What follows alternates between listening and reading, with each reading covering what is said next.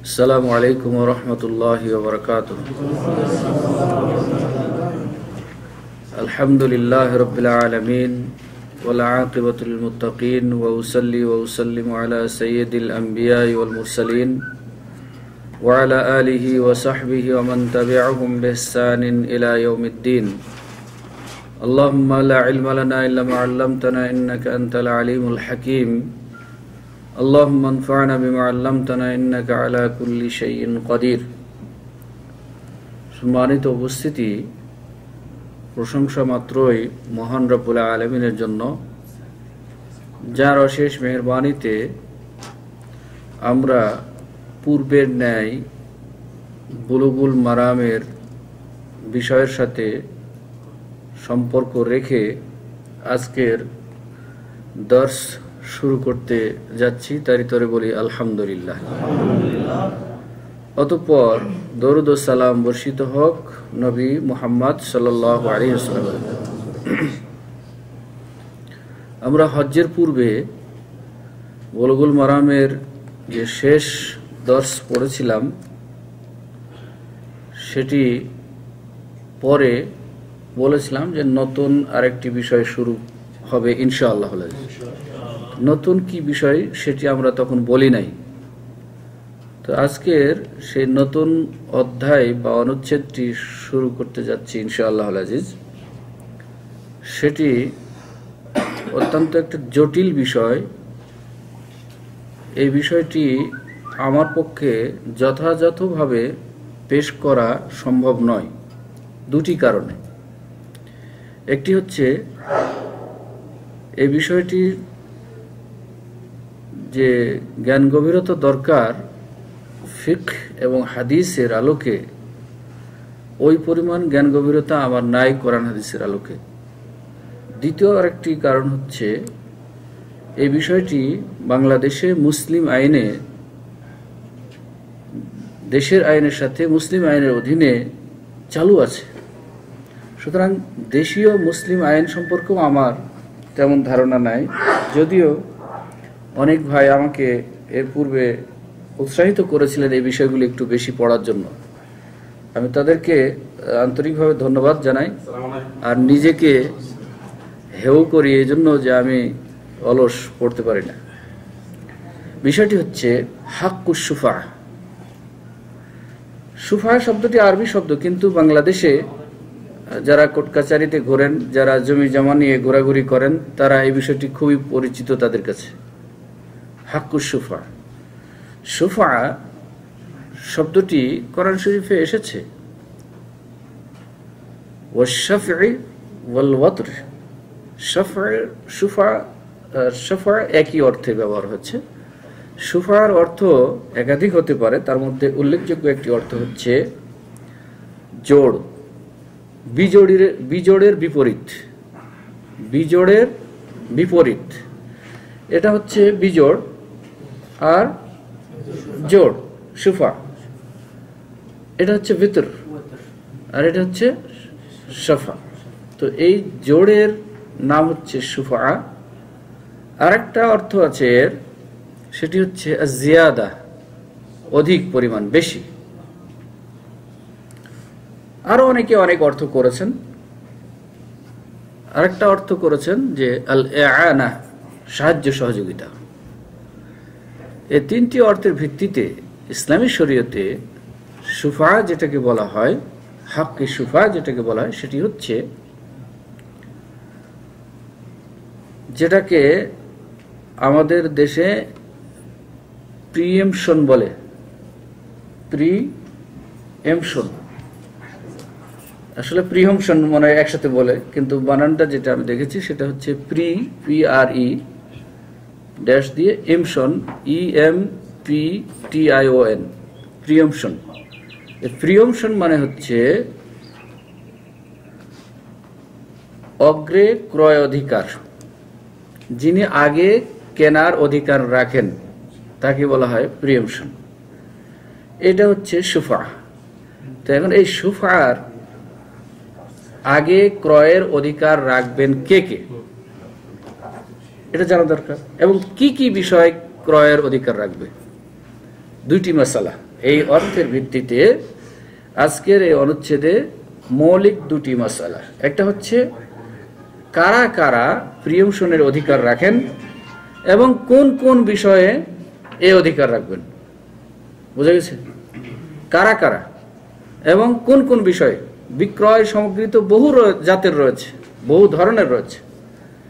কিছু আছে স্টিল নড়াচড়া করে না, কিছু আছে নড়াচড়া করানো যায়, তো কিছু আছে ব্যবহার করা, কিছু আছে হঠাৎ কখনো ব্যবহার করা হয়।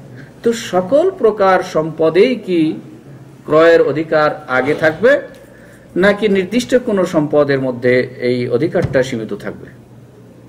তাহলে দুটি মাসআলা, একটা হচ্ছে কারা কারা এই অধিকার পাবেন আর কোন কোন সম্পদে এই অধিকার পাবেন।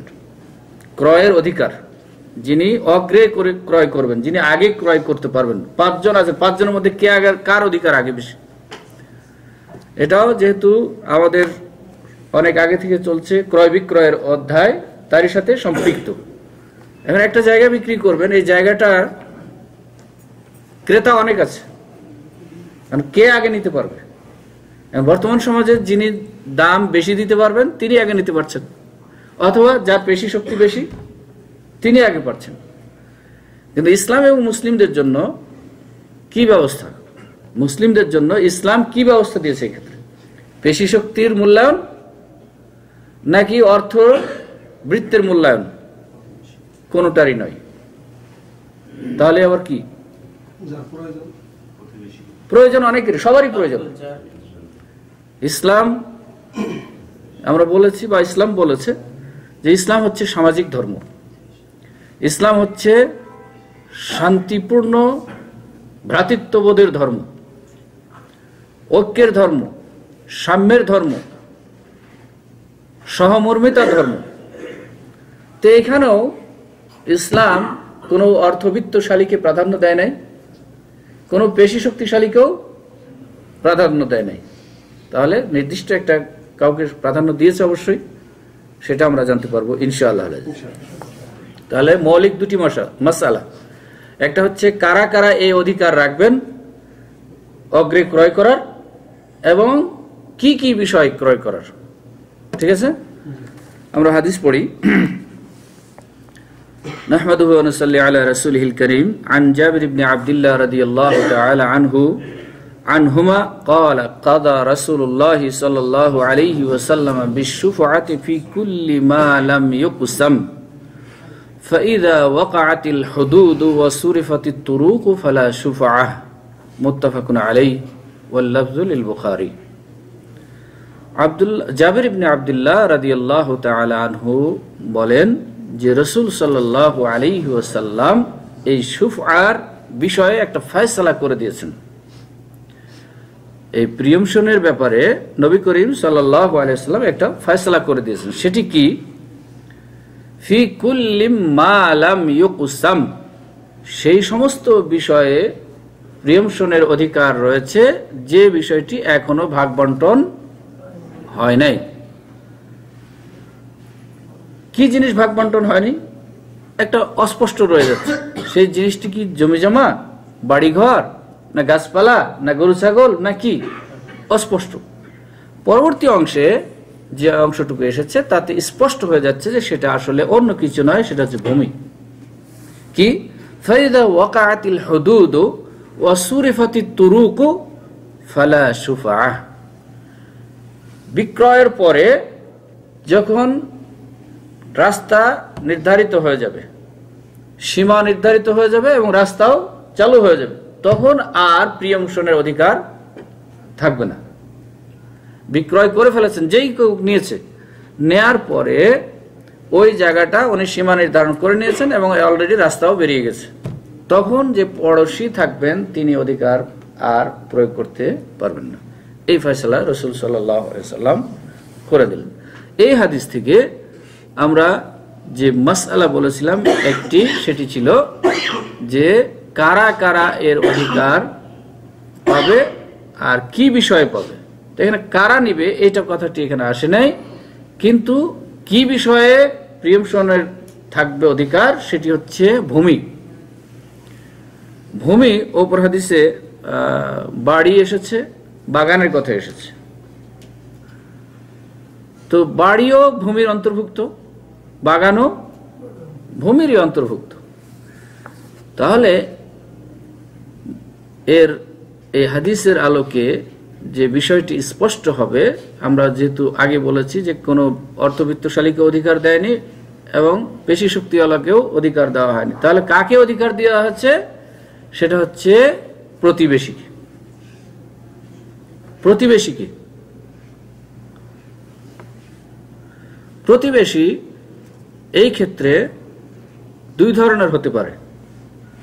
এই ক্ষেত্রে, অন্য ক্ষেত্রে নয়, স্বাভাবিক ক্ষেত্রে নয়, এই ক্ষেত্রে জমি বিক্রয় এবং ক্রয়ের ক্ষেত্রে প্রতিবেশী দুই ধরনের হতে পারে।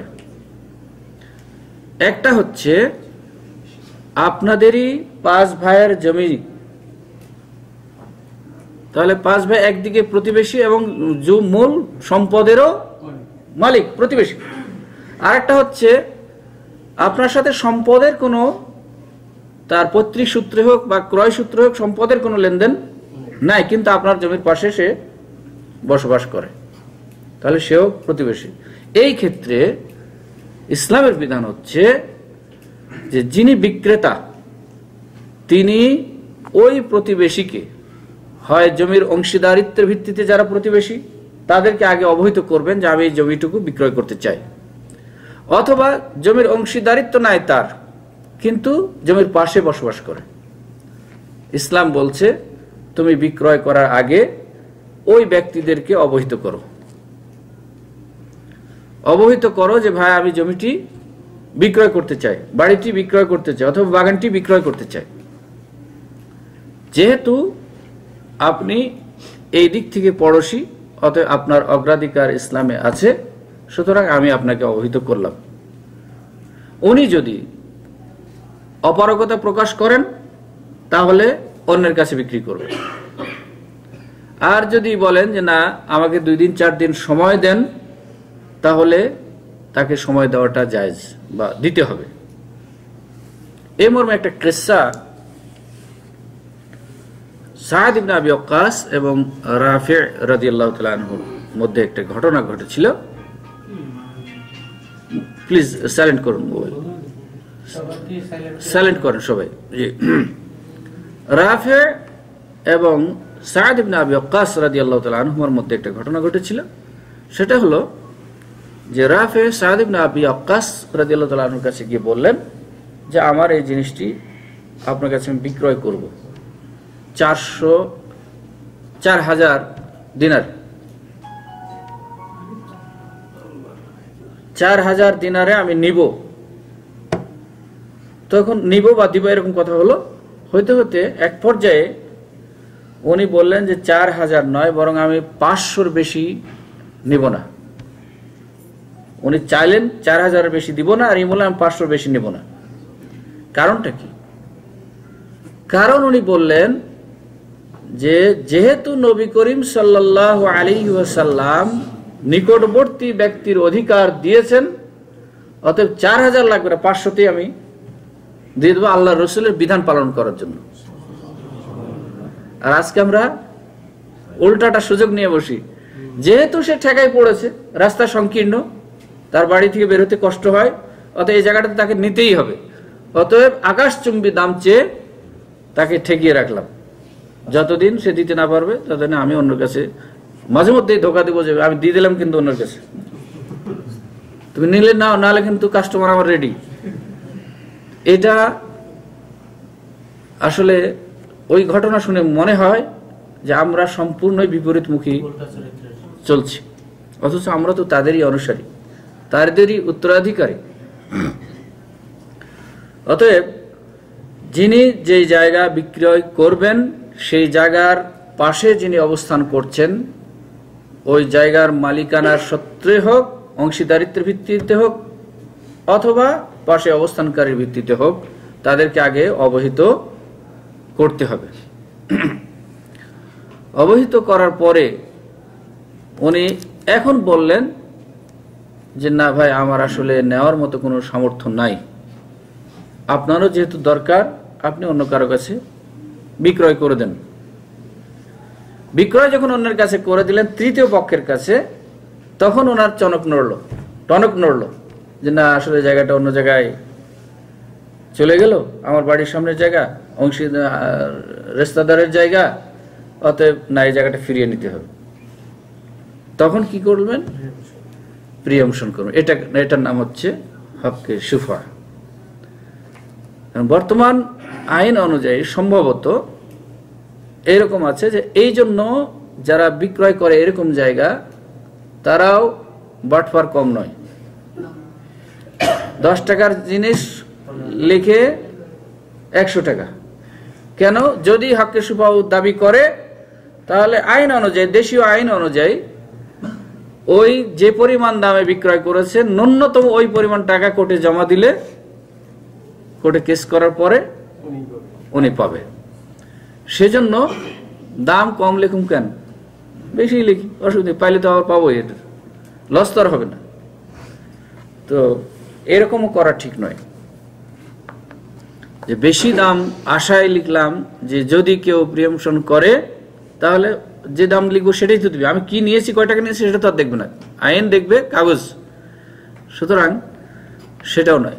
এখন ওই ক্ষেত্রে বিক্রয় হয়ে গিয়েছে, উনি আগে নিতে চান নাই, পরে অন্য জায়গায় বিক্রয়ের পরে উনি এসে হক্কে সুফা দাবি করছেন, আদালতের কাছে যাচ্ছেন। এখন ইসলাম কি বলছে এই ক্ষেত্রে?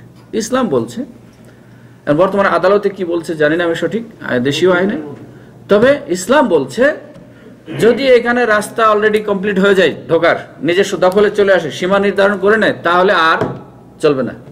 এইটা নির্ধারিত হওয়ার, সীমা দখল করার আগে, যে পিলার দেওয়ার আগেই যদি এটা করত, তাহলে তাকে ফেরত দিতে সে ইসলামের আইনে বাধ্য থাকত।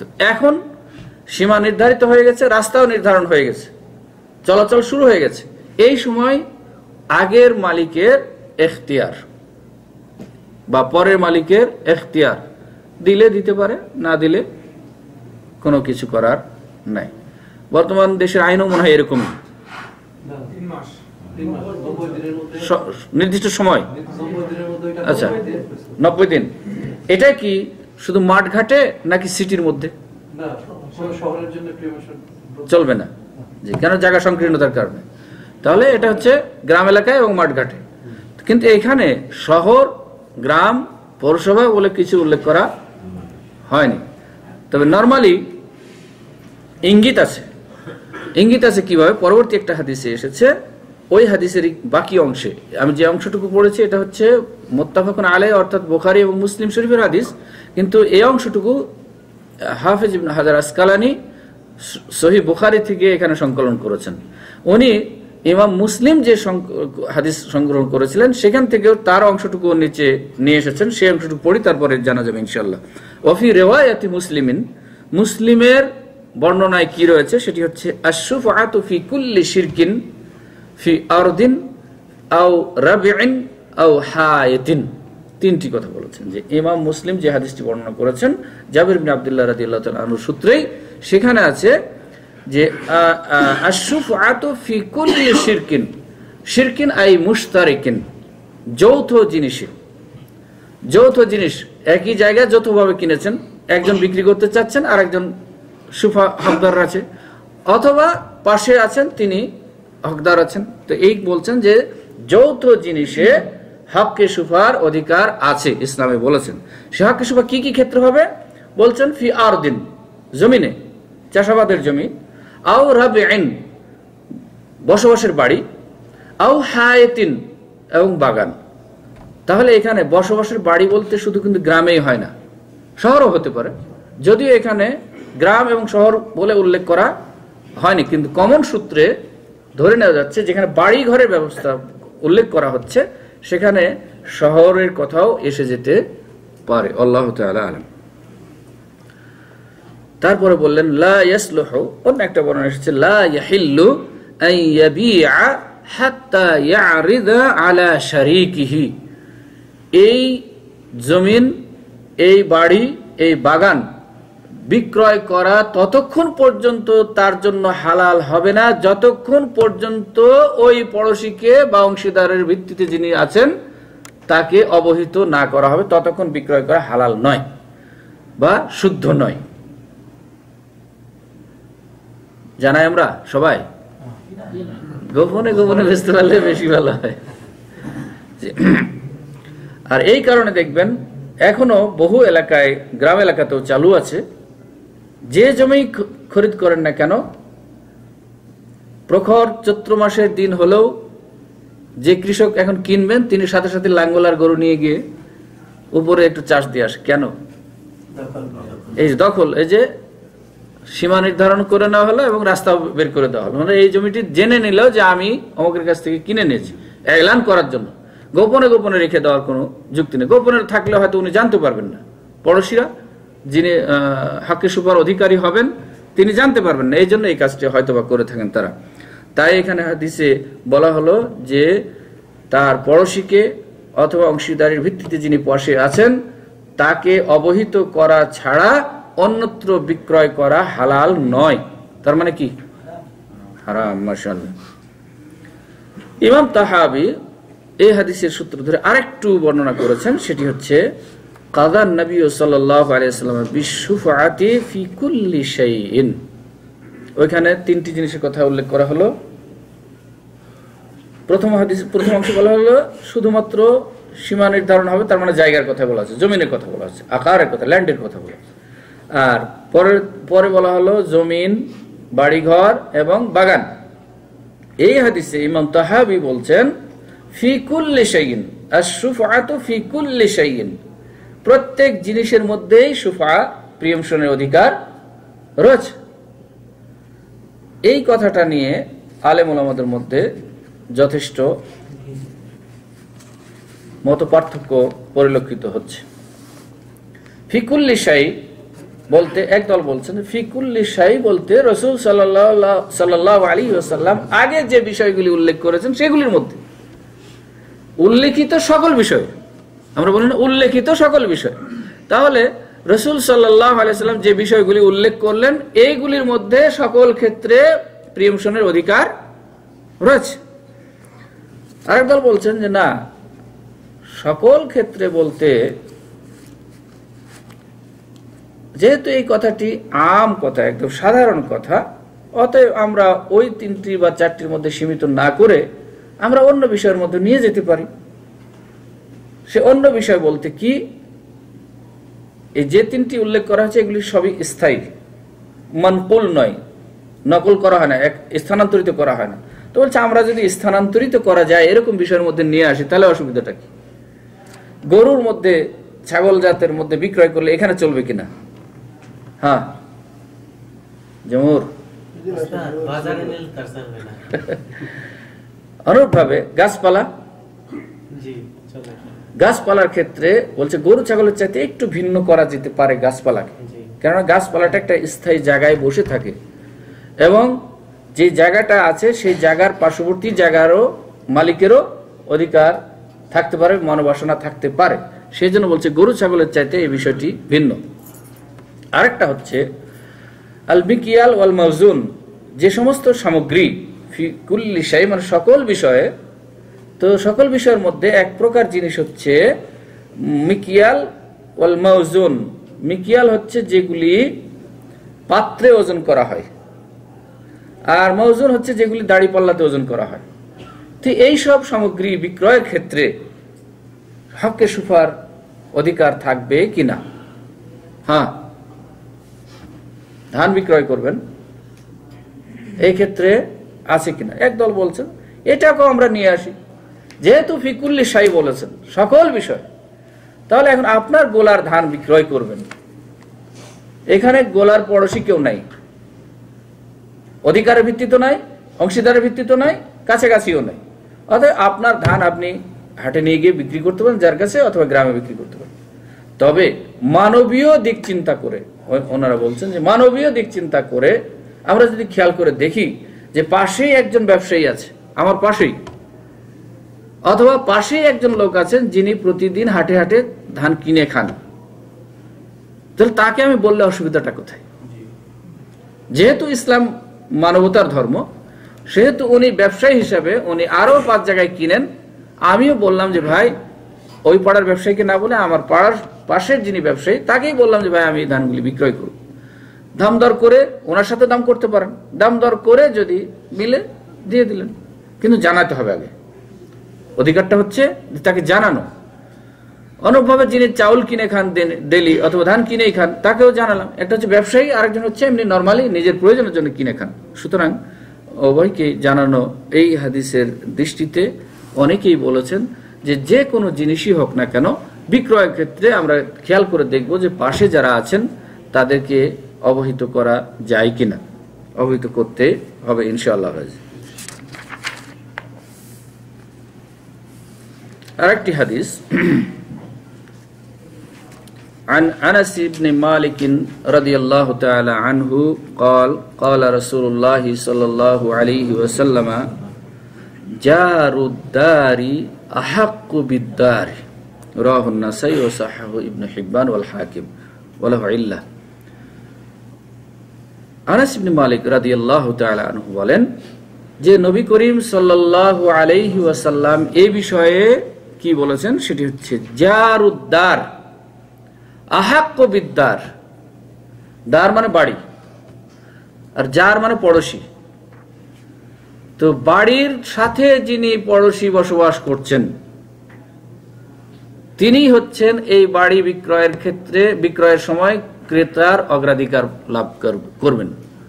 অর্থাৎ বাড়ির যেই বাড়ি আপনি বিক্রি করবেন সেই বাড়ির পাশে যিনি অবস্থান করছেন, বাড়ি বেঁধে অবস্থান করছেন, তিনি এখানে অগ্রাধিকার লাভ করবেন। তাকে জানাতেই হবে। তাহলে স্পষ্ট হয়ে গেল যে বাড়ির পাশে যিনি বসবাস করবেন, বাড়ি বেঁধে আছেন, ওনারও বাড়ি আছে, আপনারও বাড়ি আছে, অতএব এই প্রতিবেশীকে আগে অগ্রাধিকার দিতে হবে। তাই বলছেন রাসূল সাল্লাল্লাহু আলাইহি ওয়াসাল্লাম জারুদ্দার, প্রতিবেশী, বাড়ির কাছে যিনি প্রতিবেশী, আহাক্কু বিদ্দার, তিনি বেশি অগ্রাধিকার থাকবেন এই বাড়ি ক্রয়ের ক্ষেত্রে, প্রিয়মশনের ক্ষেত্রে। অন্য আরেকটি হাদিস আমরা আজকের খুব সংক্ষেপে শেষ করব ইনশাআল্লাহ। জি, অন্য আরেকটি হাদিস পড়ি দেখি মিলে কি। وعن أبي رافع رضي الله تعالى عنه قال قال رسول الله صلى الله عليه وسلم الجار أحق بسقبه أخرجه البخاري والحاكم। আবু রাফি রাদিয়াল্লাহু তাআলা আনহু বলেন যে রাসূল সাল্লাল্লাহু আলাইহি ওয়াসাল্লাম বলেছেন আল জারু আহাক্কু বিসাকাবিহি, প্রতিবেশী হচ্ছে সর্বাধিক নিকটতম অগ্রাধিকারী। প্রতিবেশী হচ্ছেন সর্বাধিক নিকটতম অগ্রাধিকারী। যে সমস্ত ব্যক্তিরা অগ্রাধিকার পাবে তাদের মধ্যে প্রতিবেশী হচ্ছে সবচেয়ে বেশি অগ্রাধিকার। আরেকটি হাদিস, وعن جابر بن عبد الله رضي الله تعالى عنه قال قال رسول الله صلى الله عليه وسلم الجار أحق بشفعة جاره ينتظر بها وإن كان غائبا إذا كان طريقهما واحد। আরো স্পষ্ট করে দিলেন এই হাদিসে।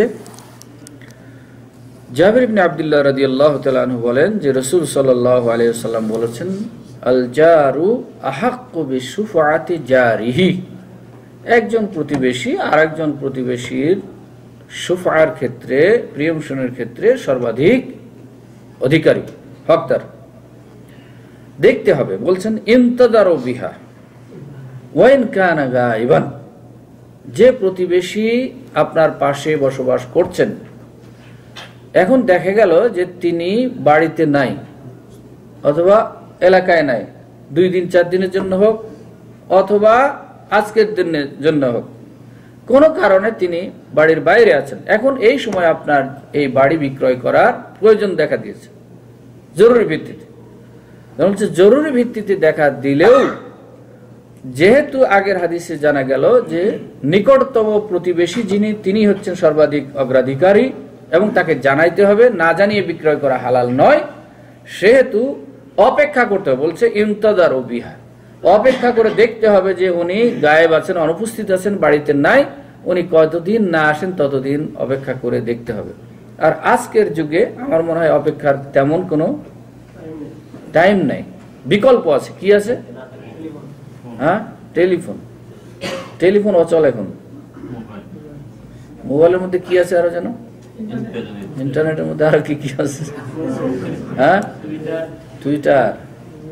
টুইটার নাকি? তো যে কোনো মাধ্যমে কি করতে হবে? ওই ব্যক্তিকে জানাইতে হবে। উপস্থিত নাই, দেহ নাই উপস্থিত, কিন্তু আজকে যোগাযোগের যে মাধ্যম, সেই যোগাযোগের মাধ্যমে উনি যদি 6 মাস না আসেন, তাহলে তো 6 মাস আপনি বসে থাকতে পারছেন না। সেহেতু কি করতে হবে? যে কোনো উপায়ে তাকে অবহিত করতে হবে। সেটা আজকের যুগের উপায়টা, যেহেতু বর্তমান কালের জন্য আমরা মনে করছি এটা সহজ, আগের কালে যেরকম ব্যবস্থা ছিল সেই ব্যবস্থা অনুযায়ী সহজ পন্থা অবলম্বন করতে হবে। অর্থাৎ যে যুগে যেই কালে যেই ব্যবস্থা থাকবে অবহিত করানোর জন্য, সেই কালে সেই ব্যবস্থাটাই নিতে হবে, প্রাধান্য দিতে হবে। সুতরাং বলছেন যে যদি উনি যিনি ক্রেতা হবেন, যিনি পড়োশি, তিনি যদি অনুপস্থিত থাকেন আপনার এই ভূমি বিক্রয়ের ক্ষেত্রে, বাড়ি বিক্রয়ের ক্ষেত্রে অথবা কিছু বিক্রয়ের ক্ষেত্রে, তাহলে তাকে অবহিত করাতে হবে। অপেক্ষা করতে হবে তিনি যতক্ষণ পর্যন্ত জবাব না দেন। অবহিত করার পরে আজকে যুগে মুহূর্তের মধ্যে অবহিত করে দিলেন, কিন্তু উনি কোনো জবাব দিলেন না, বললেন যে ঠিক আছে ভাই, আমি একটু চিন্তা করে দেখি, পরে জানাচ্ছি। অতএব ইন্তাজারু বিহা, মানে যতক্ষণ পর্যন্ত উনি এর জবাব না দিবেন ততক্ষণ আর অন্য কোথাও বিক্রয়ের চিন্তা করতে হবে না। এখন উনি যদি কৌশল করে 6 মাস আপনাকে ঘোরায়, তাহলে কি করবেন? তাহলে অন্তঃকরণের মালিক হচ্ছেন আল্লাহ। হিলা যদি সত্যি হয়ে থাকে যে ওই বেটা আপনি যেমন চাচ্ছেন ওনাকে ঠকাইতে, উনিও হয়তো চাচ্ছে আপনাকে ঠকাইতে। কি মর্মে? ওই বেটা তো আজকে টাকার দরকার বলেই আজকে বেচতে চাচ্ছে। অতএব এই সময় আমি যদি একটু টিয়াল বাহানা করি আর অন্য কাউকে, যেহেতু সে যদি ভালো মানুষ আমাকেই দিবে, অতএব আমি একটু কৌশল করে যদি ডিলে করে টাকার প্রয়োজনটা যদি একটু বেশি হয়, তাহলে আমি দাম কম দিতে পারবো। এই কৌশল করে যদি আপনাকে ঘুরাইতে থাকে, তাহলে কি করবেন? হ্যাঁ, তখন অন্তঃকরণের মালিক আল্লাহ। অন্তরের বিষয়টিকে আমরা বাইরে না নিয়ে আসি, অন্তরের বিষয়টি আল্লাহর কাছে ছেড়ে দিই। যে সত্যি যদি সে কোনোভাবে কৌশল অবলম্বন করে থাকে, হেলা বাহানা করে থাকে, তাহলে তার ফয়সালা আল্লাহ করবেন। আর বাহ্যিক দৃষ্টিতে তখন আপনাকে কৌশল নয়, বরং সঠিক পন্থা অবলম্বন করতে হবে যে ভাই আমার দরকার, 3 দিনের মধ্যে যদি আপনি অবহিত করেন তাহলে পাবেন, না হলে আমি অন্য জায়গায় বিক্রি করে দিলাম, তাহলে আর কোনো সমস্যা থাকবে না ইনশাআল্লাহ। না, এখানে 3 দিন কথা নাই, আমরা একটা কমন ভাবে বলে দিই। আপনি একটা এমনি বললাম যে 3 দিন বলতে পারেন, 2 দিন বলতে পারেন, আপনার প্রয়োজনের তাগিদে। আপনি 3 মাস বলতে পারেন, আপনার প্রয়োজনের তাগিদে, আপনার প্রয়োজনের তাগিদে। আরেকটা 3 দিন যদি বলেন, সীমান্ত যদি করতে চান, তাহলে অন্য সূত্র ধরে যদি নিয়ে আসেন, সেটা হলো যে খেয়ার, ক্রয় বিক্রয়ের মধ্যে খেয়ার আছে। খেয়ার হচ্ছে এখতিয়ার আছে। আপনি আজকে জিনিসটি কিনে নিয়ে গেছেন, এটি ফেরত দেওয়ার মতো আপনার এখতিয়ার থাকবে কতদিন? 3 দিন। ওই সূত্র ধরে যদি বলেন যে 3 দিন, তাও বলা যেতে পারে, আল্লাহ তাআলা আলাম। কিন্তু এটা আপনার সম্পূর্ণ আপনার ইচ্ছা এবং প্রয়োজনের উপরে নির্ভর করবে যে আমি কতদিন দিতে পারবো। আপনি যদি ভালো মানুষ মনে করে যে আমি ঠিক আছে ওইবার একটু সময় বেশি দিলে তার জন্য একটু উপকার হবে, দিবেন। এর জন্য বিনিময় আপনি আল্লাহর কাছে পাবেন ইনশাআল্লাহ।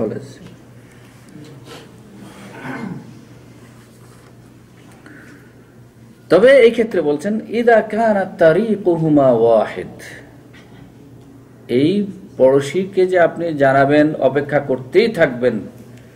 কখন? বলছে এমন একটা জায়গা বিক্রি করছেন বা বিক্রি করতে হচ্ছে যে যেই জায়গাতে যাওয়ার রাস্তা দুজনের একই রাস্তা দিয়ে দুজনে ঢুকতে হয়। তো এই ক্ষেত্রে অবশ্যই তাকে আরো বেশি অগ্রাধিকার দিতে হবে। একই রাস্তা, যেহেতু একই বাড়িতে একই রাস্তা দিয়ে এসে দুজন 2 দরজায় ঢুকে গেলাম, অথবা একই রাস্তা দিয়ে এসে দুজন এই জমিতে নেমে গেলাম, এরকম যদি হয় তাহলে অবশ্যই তাকে এরকম সুযোগ দিতে হবে এবং তার বক্তব্যের অপেক্ষায় থাকতে হবে। আরেকটি হাদিস, এই শুফাটা মানে অধিকারটা যে তাড়াতাড়ি আদায় করতে হবে, এই মর্মে একটা হাদিস ইঙ্গিত, একটা উদাহরণ দিয়ে রাসূল সাল্লাল্লাহু আলাইহি ওয়াসাল্লাম বলেছেন তাড়াতাড়ি করে ফেলতে হবে। এটা বিলম্ব করে ঝুলিয়ে রেখে উভয়েরই কষ্টের পড়ার সম্ভাবনা থাকবে। এই জন্য ইসলাম আসলে চাচ্ছে না যে কারো এইটার কারণে কেউ ঝুলে থাকুক, এরকম চাচ্ছে না। তো এই মর্মে একটা হাদিস আমরা পড়ি, ওয়ান ইবনে উমর আনিন নবী সাল্লাল্লাহু আলাইহি ওয়াসাল্লাম قال الشفعة كحل الإقال। অন্য একটা বর্ণনায় একটু বেশি বর্ণনা করা হয়েছে, সেটা হচ্ছে ওয়ালা শুফআতা লিগাইবিন। যদিও এর সনদের মধ্যে দুর্বলতা রয়েছে। কি শুফার এটা তাড়াতাড়ি হতে হবে, এই মর্মে কিরকম বলেছেন যে দেখেন, এদেশে বুঝতে সহজ হবে, যারা উটের পালের কাছে গিয়েছেন তারা দেখবেন যে উটটি একটু ছুটে বেড়ায়, বেশি স্থির থাকতে চায় না, পালিয়ে যায়, তার এক পা বেঁধে দেয়, হাঁটু উঁচু করে সামনের এক পা রশি দিয়ে বেঁধে দেয়, তাহলে সে 3 পা হয়ে গেল। আর 3 পা যখন হয়ে যায় তখন সে দাঁড়িয়ে থাকতে পারে, উঠা বসা করতে পারবে, কিন্তু কষ্টের সাথে, কিন্তু চলাচল দ্রুত চলতে পারে না। তার মানে তাকে একটা বন্দি জীবনের মতো ফেলে দেওয়া হলো। তো বলছে আশুফাতু কাহাল্লিল ইকাল, ওই উটের পায়ে যে রশি বেঁধে তাকে যে অকেজো করে বন্দি করে রাখা হয়েছিল, এই অবস্থাটা থেকে যদি ওই রশিটা খুলে দেওয়া হয় তাহলে সে স্বাধীন হয় না, এবং সে তাড়াতাড়ি জায়গা মতো চলে যেতে পারবে। এই হাক্কে শুফাটা হচ্ছে এইরকমই বিষয় যে তুমি আটকে রেখে, বন্দি করে রেখে কষ্ট দিবা, বিক্রেতাকেও কষ্ট দিবা অথবা ক্রেতাকেও কষ্ট দিবা, এরকম না। এই বিষয়টি ঝটপট ফয়সালা করে ফেলো। তুমি অযথা কিনবা না, কিন্তু ঘুরিয়ে ঘুরিয়ে বলছো যে আজ না কাল, আজ না কাল, অথবা আপনি ওনার কাছে বিক্রি করবেন না, কিন্তু বিভিন্ন অজুহাত দিয়ে ঝুলিয়ে রাখছেন, লেনদি করছেন। বলছে না, লেনদি করা যাবে না, যত তাড়াতাড়ি সম্ভব এই বিষয়টিকে হেল করতে হবে, অর্থাৎ সমাধান করতে হবে যত তাড়াতাড়ি সম্ভব। উটের সাথে এখানে বাড়িতে যে আমরা যে পড়োশি জায়গার হকে সুফার নিব, সে তো একদিক থেকে মনে হচ্ছে যেন উট যেরকম বন্দী ছিল, যে এদাকানা তারিকুহুমা ওয়াহিদ, যদি একই রাস্তা হয় তাহলে মনে হচ্ছে যেন ওই উট বন্দী থাকার মতোই তারও জীবনটি। এই রাস্তা দিয়ে যাতায়াত করার তার জন্য খুব কষ্টকর, চিপা রাস্তা। এখন যদি জায়গাটা নেয় উনি, তাহলে এটা দিয়ে রাস্তা প্রশস্ত করতে পারবে, তিনি ইচ্ছা অনুযায়ী প্রশস্ত জায়গা দিয়ে ভালোভাবে চলাফেরা করতে পারবেন। অতএব তাকে এইভাবে উটের মতো করে বন্দি করে না রেখে, এক পা না বেঁধে না রেখে, বরং তাড়াতাড়ি ছেড়ে দিয়ে এই হাক্কে শুফার অধিকার থেকে মুক্ত করাটাই বেশি যুক্তিযুক্ত। এই একাল থেকে আজকে এদেশে যে কালো বেড়ি পড়া হয়, অনেকেই বলেছেন এটার নাম কিন্তু একাল বলে এখন। আর একাল শব্দটি কিন্তু আসলে এসেছে উটের পা, 3 পা, এক পা যে বেঁধে রাখা হয় যে রশি দিয়ে, ওইটাকে বলা হয়তো আসলে একাল। তো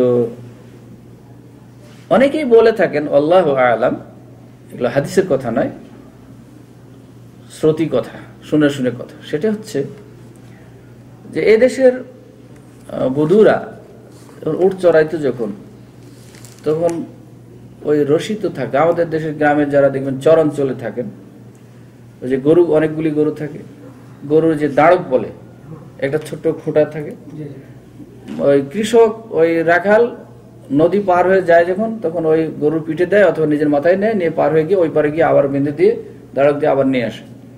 এই যে মাথায় রাখলো, তো এই কৃষকরা, উটের রাখালরা উট চড়াইতে গিয়ে যখন এক জায়গায় বসে কিছুক্ষণ আরাম করতে হবে বা ফিরিয়ে নিয়ে আসতে হবে অথবা দুধ দহন করতে হবে, তখন ওই রশি দিয়ে এক পা বেঁধে দিত। যখন ছেড়ে দেওয়ার প্রয়োজন হতো তখন খুলে দিল। খুলে দিয়ে এই রশিটা কি করবে এখন? ওই ঘাড়ি করে নিয়ে বেড়ায়, আমাদের ওই দাঁড়কের মতো নিয়ে বেড়াতে বেড়াতে হয়তো কেউ একটু মাথায় দিল, দিতে দিতে এখন এই মডার্ন রূপ হয়ে এখন জাপানি রূপ, জাপানি মডেল, অমক মডেল, তমক মডেল, এখন এই পর্যায়ে এসে ঠেকেছে।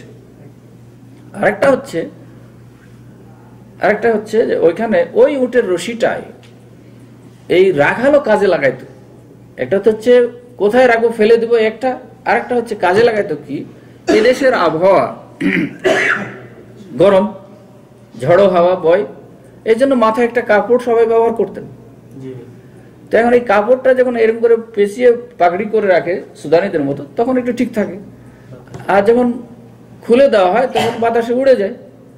তখন বলে ঠিক আছে, ওই রশিটা দিয়ে এখানে পেঁচিয়ে, রশিটাও থাকলো, কাপড়ও থাকলো, আমার ঝড় বাতাস থেকে রক্ষাও হলো। এই রশি আর ওই কাপড় এসে আজকে হচ্ছে সীমাগ আর গুতরা, আর ওই রশি হচ্ছে একাল। আল্লাহু আলাম। কেউ যদি জিজ্ঞেস করবেন ভাই কোন হাদিসে পেলেন এটা,